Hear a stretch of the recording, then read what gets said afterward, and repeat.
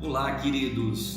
Então, como a gente havia combinado, nós estamos aqui para darmos sequência a nosso novo estudo, a nossa aula a respeito da comunhão. E como havíamos dito, hoje a gente vai fazer a introdução a respeito da comunhão. Antes de entrarmos nesse assunto, quero lembrar aos irmãos que esse estudo que a gente está fazendo é baseado no livro do David Cornfield, Crescendo na Comunhão, que foi publicado em 94 pela editora Cepal. E se a gente começa a falar sobre comunhão, vamos começar pelo texto de Atos capítulo 2, versículo 42, que diz que a igreja primitiva ela perseverava na doutrina dos apóstolos e na comunhão. Então, a igreja primitiva era uma igreja que se dedicava à comunhão. É só a gente dar uma olhada em todo o texto aí de Atos 2, 42 a 47, que a gente vai perceber então como que essa igreja ela praticava a comunhão. Se você fosse dar uma nota de 1 a 10 para a comunhão da igreja primitiva, qual seria essa nota que você daria de 1 a 10?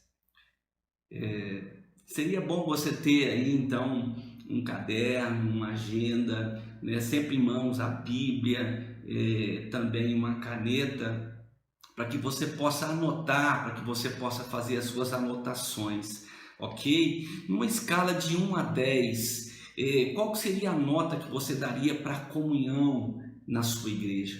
Qual seria a nota que você daria para a comunhão na sua igreja? Certo? Uma coisa que a gente precisa entender é que a igreja ela tem 3 prioridades básicas. A nossa relação com Deus, a nossa relação com o povo de Deus e a nossa relação com o mundo de Deus, ou seja, as pessoas no mundo perdida que nós queremos alcançar para Jesus. Quando você pensa nessas prioridades, nessas 3 prioridades, dessas 3 que eu falei, seja a nossa relação com Deus, seja a nossa relação com o povo de Deus ou com o mundo de Deus, qual seria dessas 3 a mais forte área na sua igreja? E da mesma maneira, qual seria das 3 a mais fraca, que você imagina que seja a parte mais fraca da sua igreja? Normalmente, queridos, todas as igrejas elas são bem fortes no que diz respeito à relação com Deus, ou seja, com respeito à oração, à adoração, à música e até mesmo quanto à questão do evangelismo, de se evangelizar, de prática do evangelismo. Mas, infelizmente, muitas igrejas têm deixado a desejar no que diz respeito à sua comunhão entre os irmãos da igreja. E o nosso intuito com esse encontro introdutório é estender esse conhecimento para você e para que você possa praticar então a comunhão de uma forma mais viva na sua igreja. Então a gente vai buscar, baseado nisso, resposta para 3 perguntas básicas que todas as vezes a gente vai fazer um estudo, é interessante a gente colocar. Quais seriam elas? O que é comunhão? Por que comunhão é tão importante? E como podemos melhorar a nossa comunhão? Ok? Então vamos começar com o primeiro. O que é comunhão? O que você entende como comunhão? A gente ouve muita coisa, Como a gente está estudando aqui, a ideia é trazer uma clareza para você. Então o que a gente sugere? O que é comunhão? A palavra comunhão ela deriva de duas outras palavras, que é a palavra comum e a palavra união. Então, assim, nós podemos definir comunhão como sermos unidos de tal forma que temos as mesmas coisas em comum.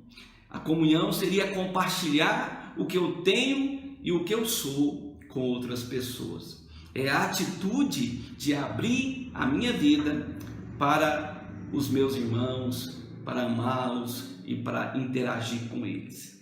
No exemplo de Jesus Cristo, né? Jesus Cristo ele usou a comunhão de uma forma tremenda, que seria a sua entrega total, né, da sua vida a nós, mesmo sabendo que correria risco de ser traído. Todos nós, queridos, precisamos ser afirmados.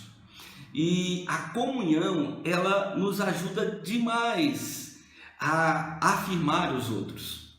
E isso, por sua vez, nos ajuda também com que as pessoas elas possam se abrir conosco. Que bênção que é quando nós somos profundamente aceitos, mesmo nas nossas diversidades. Por que a comunhão, para que essa comunhão, melhor dizendo, se desenvolva, é preciso da comunidade. É uma coisa bem interessante que eu queria chamar a sua atenção. A comunidade é a estrutura que vai facilitar a comunhão. É o odre que vai permitir que o vinho da comunhão ela se amadureça. Observe a leitura de um texto que eu vou ler para vocês agora. Enquanto eu faço a leitura desse texto, eu queria que vocês observassem, anotassem, se fosse o caso, como esse vídeo está sendo gravado, depois você ouvir novamente, para ver o que esse texto fala para você a respeito da comunidade e também da comunhão, ok? Estes dois elementos, a comunhão e a comunidade, precisam um do outro. A comunhão sem comunidade, sem alguma estrutura, não irá durar muito tempo. E a comunidade, ou seja, a estrutura, sem comunhão, é uma tragédia. A estrutura sem comunhão é morta e traz morte às pessoas. As duas estão numa tensão criativa uma com a outra. A comunhão é criativa, expressiva, espontânea, e a comunidade limita, dirige e preserva. A dura realidade é que toda instituição, incluindo as igrejas, tem mais e mais estruturas definidas com o passar do tempo.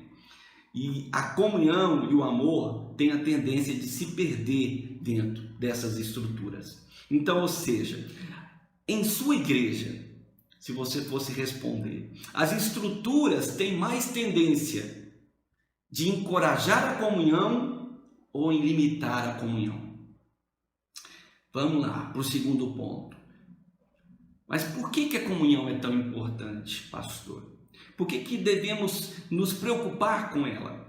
Existem pelo menos 3 razões pelas quais a comunhão é muito importante em nossas igrejas. A primeira, queridos, é porque a comunhão com os meus irmãos revela a minha comunhão com Deus. Tem alguns textos que eu quero afirmar para você, segundo o que a palavra de Deus nos diz, né? É impossível a gente afirmar que tem comunhão com Deus, íntima com Deus, se a gente não demonstra isso com os nossos irmãos.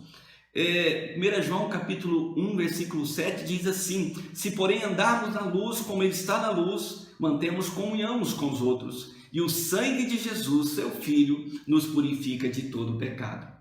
Também 1 João capítulo 2, versículo de 9 a 11 diz: aquele que diz está na luz e odeia o seu irmão, até agora está nas trevas. Aquele que ama o seu irmão e permanece na luz, e nele não há tropeço.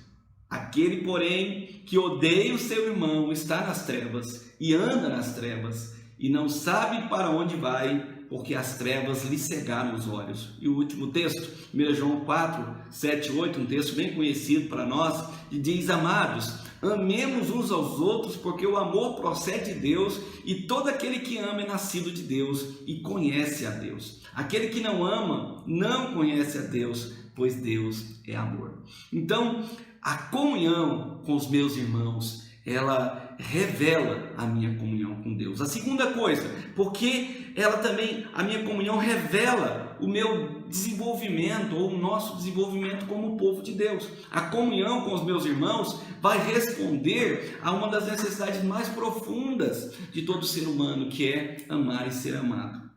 É muito triste, queridos, não ser amado.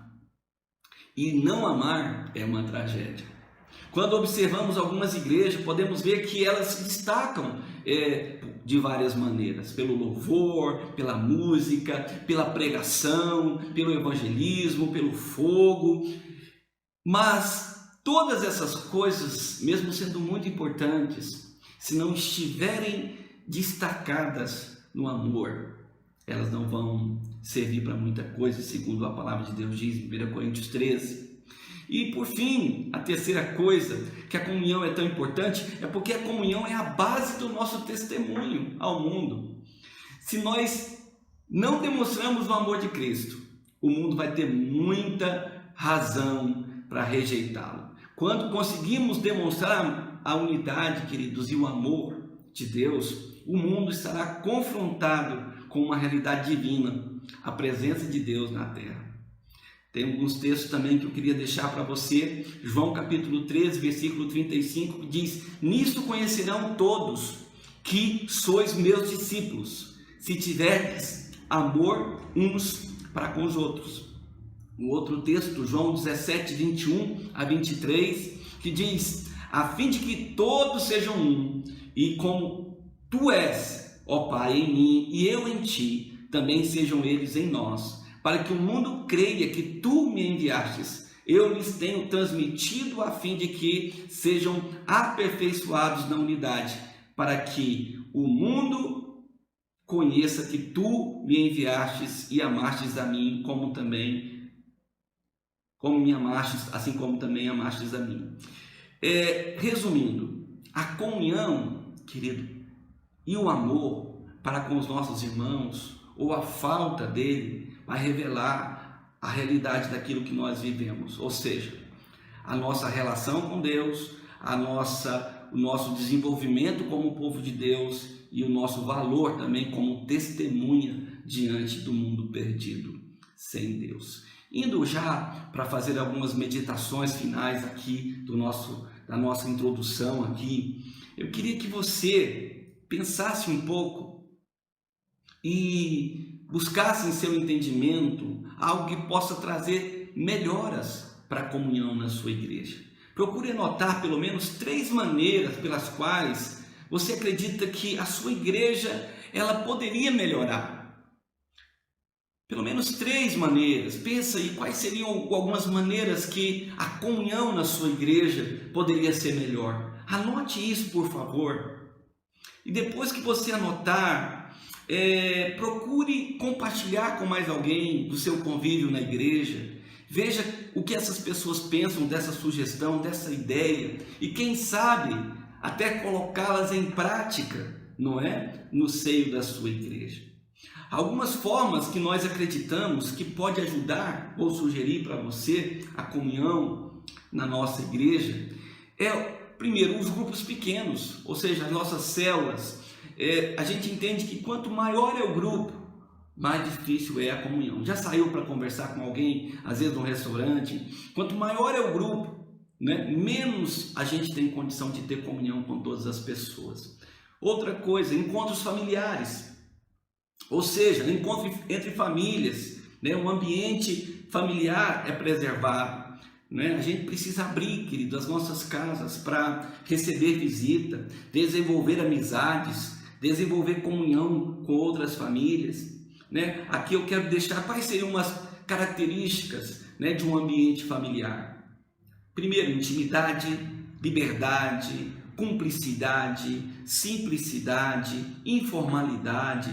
Então, ter esse ambiente ajuda muito a comunhão, ok? A gente também precisa aprender a compartilhar as nossas necessidades e orar uns pelos outros. Tem um texto de Tiago, capítulo 5, versículo 16, que a gente acredita que é muito negligenciado muitas vezes na igreja. E o texto diz assim: confessai, pois, os vossos pecados uns aos outros e orai uns pelos outros, para seres curados. Muito pode, por sua eficácia, a súplica do justo. Compartilhar também recursos materiais, carro, casa, comida, dinheiro, qualquer outro recurso que possa ajudar alguém. Isso também traz comunhão, Nós não somos donos de nada, como a palavra de Deus diz, nós somos mordomos.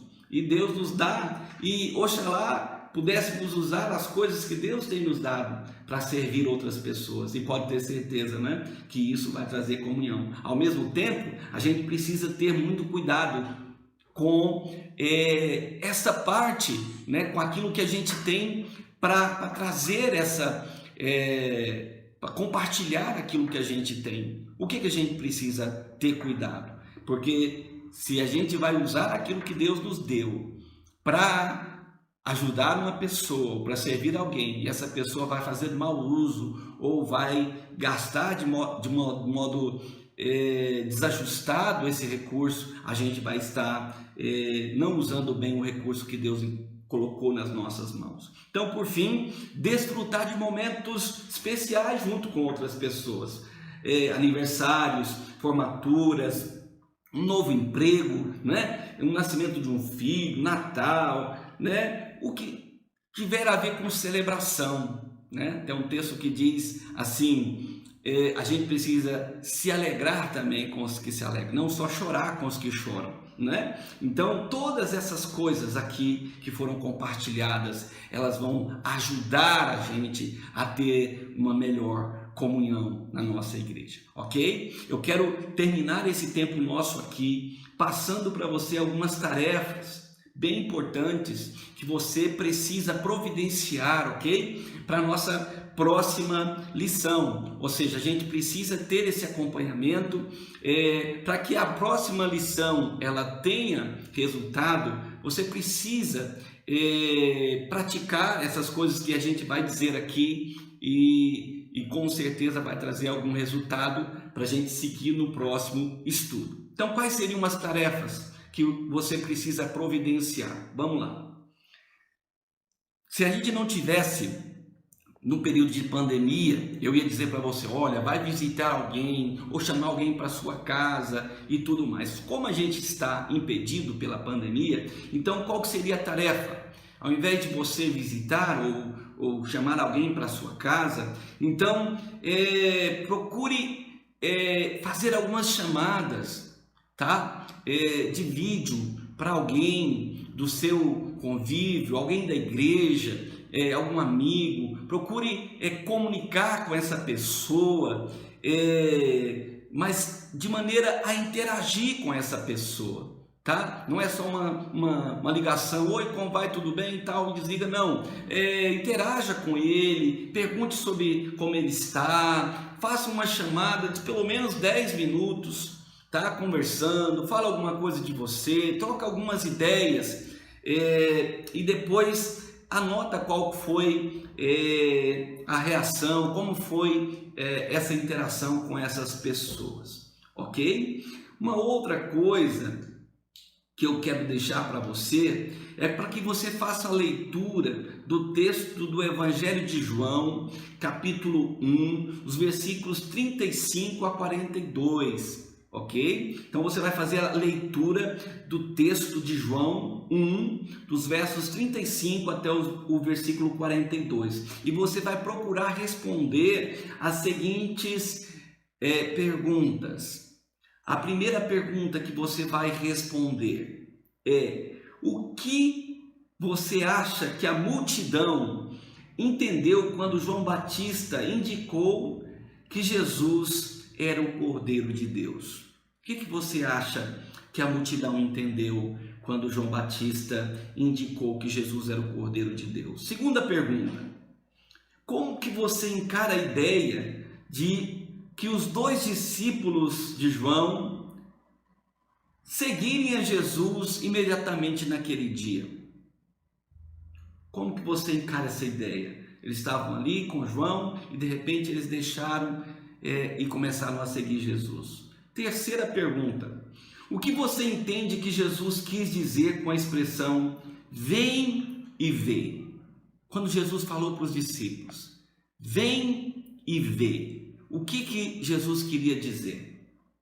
E por fim, Jesus disse para Simão: tu és Simão, o filho de João, tu serás chamado Cefas. Por que será que Jesus mudou o nome de Simão, que significa areia ou pedrinha, para que o nome dele chamasse Pedro, ou seja, rocha.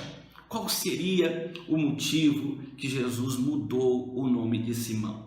Ok? Então, nosso próximo estudo, a gente vai entrar na primeira parte, que é os encontros dos discípulos com Jesus e o nosso encontro com Jesus, e eu te aguardo lá com toda expectativa e alegria. Com certeza será uma grande jornada de bênção. Tenho certeza que Deus há de abençoar a nossa vida e trazer conhecimento, e não só conhecimento, mas nos levar a uma mudança de atitude e a praticar a verdade de Deus em nome de Jesus. Amém? Até lá!